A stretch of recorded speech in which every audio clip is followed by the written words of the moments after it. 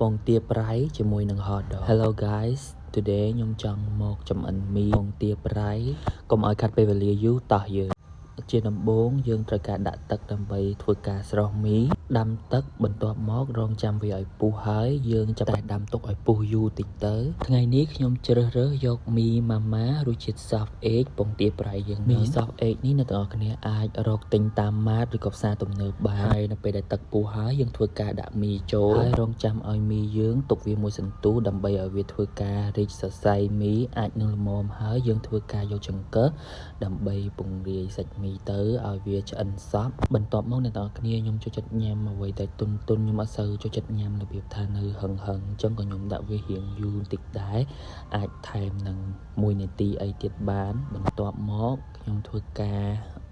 រថាជ្រោយវាឲ្យវាសព្វសាច់មីរបស់យើងទៅការស្រុះមីគឺតាមចំណង់ចំណូលចិត្តបងប្អូនទេអូខេ so now មីរបស់ខ្ញុំបានហិចល្មមហើយឥឡូវនេះ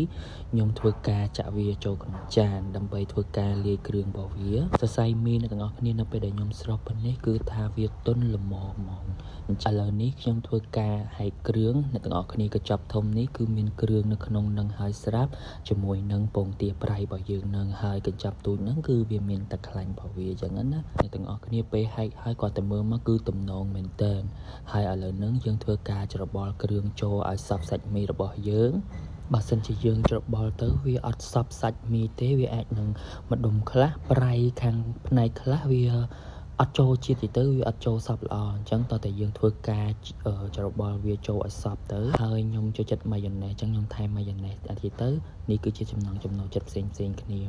ហើយខ្ញុំបានហួយម្ទេសពីលើថែមទៀតព្រោះខ្ញុំចូលចិត្តហឹរវ៉ាវមើលទៅគឺទំនងខ្លាំងមែនតើសម្បីតែវ៉ែលើគឺឃ្លានទៀតដែរអ្នកទាំងអស់គ្នាអើយហើយសម្រាប់ topping ញ៉ាំជាមួយនឹងមីខ្ញុំនៅសល់ hot dog ដែរអញ្ចឹងទៅខ្ញុំធ្វើការដុត hot dog ដាក់ចូលទៅក្នុង air fryer ហើយសម្រាប់ hot dog នេះវិញគឺមានភាពស្រួយឆ្ងាញ់មែនទែនបងប្អូនអញ្ចឹងយើងដាក់កំណត់នាទីតែ5ទៅ8នាទីទៅគឺវាឆ្អិនហើយ hot dog របស់យើងបានឆ្អិនហើយខ្ញុំធ្វើការរៀបវានៅក្នុងចានដើម្បីធ្វើការបរិភោគ finally មីគោករសជាតិពងទាប្រៃបានចម្អិនរួចរាល់ហើយ